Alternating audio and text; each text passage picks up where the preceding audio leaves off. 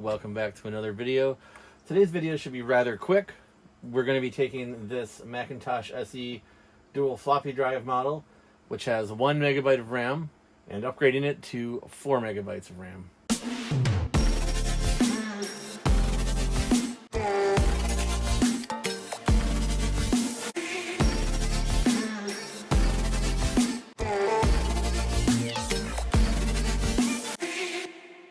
The SE is typically shipped with either 1 megabyte or 2 megabytes of RAM.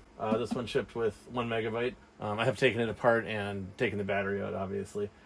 But why would you want to put an extra 3 megs of RAM in your Macintosh SE? Well, if you wanted to run System 7.1 or 7.5, it does need 4 megs for that. 4 megs is also the maximum that the SE can take. It has 4 30-pin SIM slots, and in this case, they should all be populated by 256K SIMs. So to do the upgrade, it's actually fairly straightforward. All you need is a long shaft T15 Torx driver. I've got one of these here. And then, of course, you need 4 sticks of 1 megabyte 30-pin RAM. I believe 80 nanoseconds or faster is fine for the SE. So 80 nanoseconds, 60 nanoseconds, both great. And you can find these on eBay for fairly cheap. I don't know, probably 4 of them will cost you like maybe $10 plus shipping.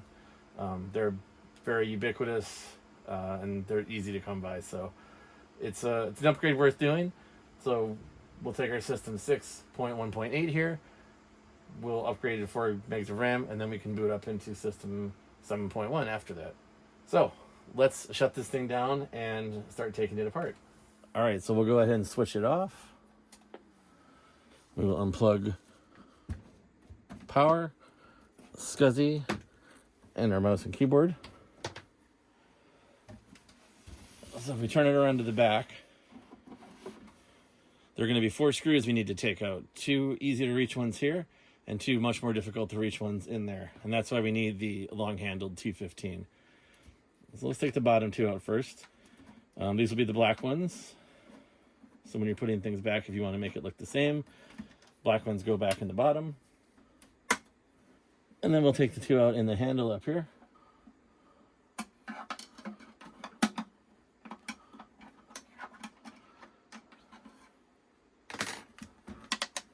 All right, so as you can see, the ones in the handle are the silver ones.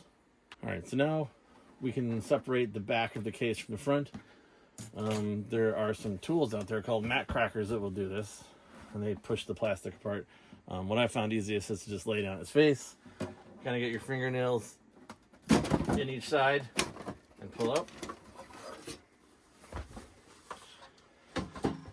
If it's never been opened or hasn't been opened in years, it's going to be much more difficult. But like I said, I took the battery out of this one fairly recently, so it's a little easier to open.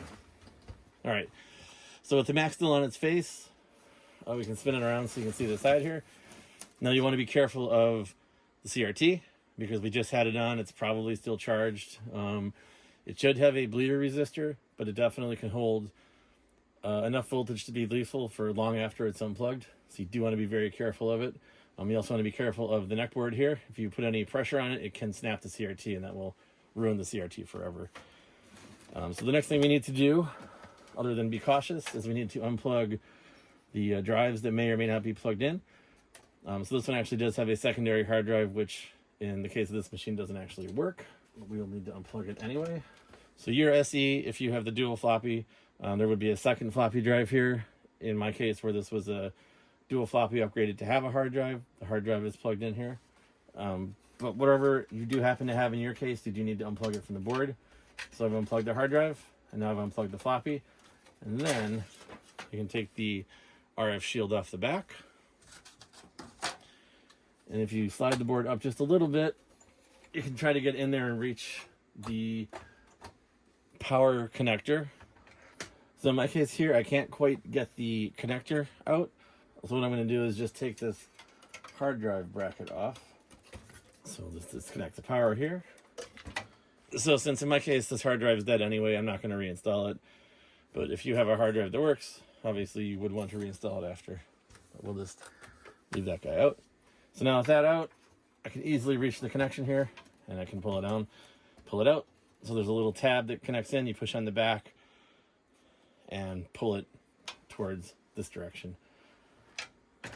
All right, and with all the cables disconnected, we can now go ahead and lift the board up. And if you look on this side here, there are little slots. So once you line up the slots with the tabs, the board should just pop open. And then all that's left to do is disconnect the audio cable here. So fairly simple. All right, now to upgrade the RAM, all we need to do is take out this 256K set of 4 and replace it with these 1 meg sticks. So these SEs use these plastic tabs, which are known to break, so you want to be careful when you're removing it.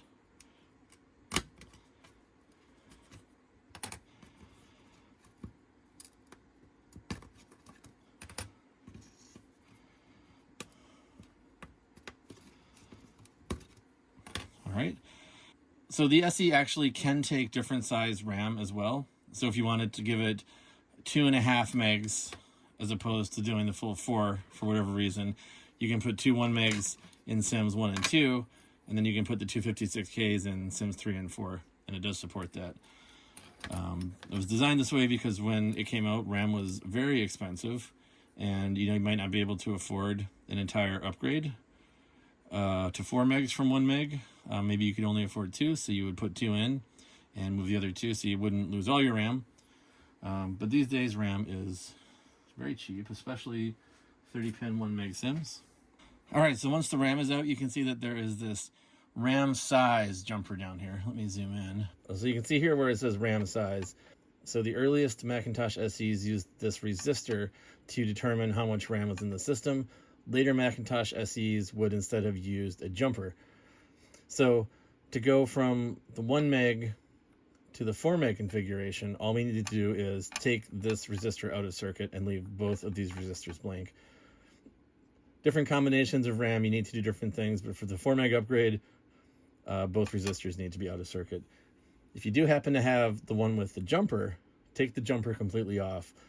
There is a 2 meg / 4 meg position for the jumper, but oddly enough, that only works for 2 megs, and it will not work for 4 megs. You just have to take the jumper completely off. So I see some solder on here. It looks like somebody has probably already been in here doing some work on this. Now we could just cut this. I was hoping we could melt this solder and just lift it up a little. So I'll hit it with some flux here. So if you don't have a soldering iron, no worries. You can just cut this with like a wire cutter. Ideally here I can just disconnect it and lift it up. Like that. There we go. So that out of circuit. Now we should be able to install our 4 megs of RAM, and the system will correctly recognize it. So let's zoom back out.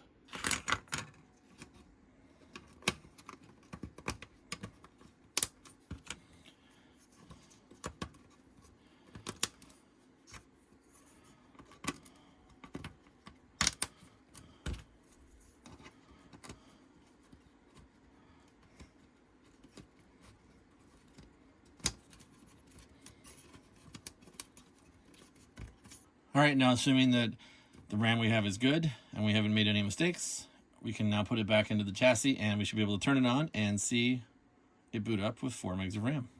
All right, so the first step is to reconnect the audio cable. That goes way up here. And then we slide in the left side, line up the tabs, and push it down. Then we need to reconnect the power. And then we'll reconnect one or both floppies, depending on how many you happen to have. And in the case that you had a working hard drive that you disconnected, you would reconnect that as well. All right, now what I like to do before I put everything back together is do a quick power on test to make sure that it does boot and everything's good. If you don't know what you're doing, put the case on, do the power on test with it closed, because there can be, again, lethal voltages in here, especially when it's on and running.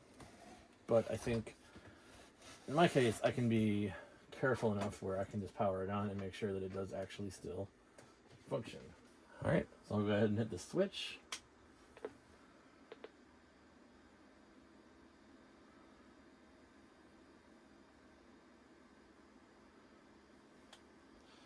See, this is exactly why I like to test these things out first. So this RAM is clearly defective, or I've installed it bad, or the sockets have been corroded. So this is the kind of thing you might see where if you bought the RAM from eBay, time to send it back for a refund. This is just RAM I happen to have lying around, and I had no idea if it was working or not, but this RAM clearly is not working. So let's go ahead and power it back off, and we will repeat the steps to take it out of the board, or take the board out of the chassis rather. Unfortunately, I have 4 more sticks of 1 meg sims on hand here, so let's go ahead and swap these in. All right, so I've installed these other 4 sticks. Let's give these ones a try. We got the chime, that's good. So we should get the flashing question mark here once it finishes the RAM test. All right, so we got the cursor, that's good. That means it passed the RAM test and is looking to boot. And there it is. All right, so the power on RAM test that the SEs use isn't exhaustive. It's possible that the RAM's still bad, but probably unlikely. I think I just had a bad stick in there somewhere, so just swapping it out, I think I have found all good RAM. So I'm feeling pretty good about it. Let's go ahead and reassemble everything here. So I'll go ahead and shut it off. Unplug it. I'll lay it back down. So like I mentioned, I'm not going to be putting the hard drive back in. So we've got this extra power connector here. Let's kind of tuck it away. If you have a hard drive in yours, now would be a good time to reinstall it. All right, so the floppy's hooked up. The video board cable is hooked up. The speaker is hooked up. So I think that's all we need to do. So we can reinstall the RF shield. We gotta make sure it's tucked in on both sides. And then we can reinstall the back panel and make sure it's connected on both, or it's tucked in on both sides. And that should just close right up. So the last step here is to reinstall the screws. So remember, the black ones go on the bottom and the silver ones go into the handle. So for this, I'm just going to put it back down on its face. And then I'm just going to kind of hold them and drop them in to make sure that they go in the correct way and not with the head facing down. Then we won't be able to secure it. So now we should be able to boot up into System 7 since we have 4 megs of RAM. So let's plug in our mouse, our power. I'll just be using an external Blue SCSI device here to boot it up. We've got System 7 loaded on here. So let's hit the switch. We get the chime. We get the Happy Mac, and I believe if it was going to fail due to not enough RAM, it would have failed by now. So this is going to be System 7.1 that we boot up into. All right, and let's just check out about this Macintosh to see if we have 4 megabytes installed. And we do. 4096. So yeah, I think that's going to do it for this video. Quick one for you today, but if you have a Macintosh SE with 1, 2, or 2.5 megs of RAM, it's a really easy upgrade and really worthwhile doing, so you can use System 7.1. So anyway, hope you enjoyed. Thanks for watching, and we'll catch you in the next video. Hi guys! Make sure to like and subscribe, and watch more of our videos later. Bye!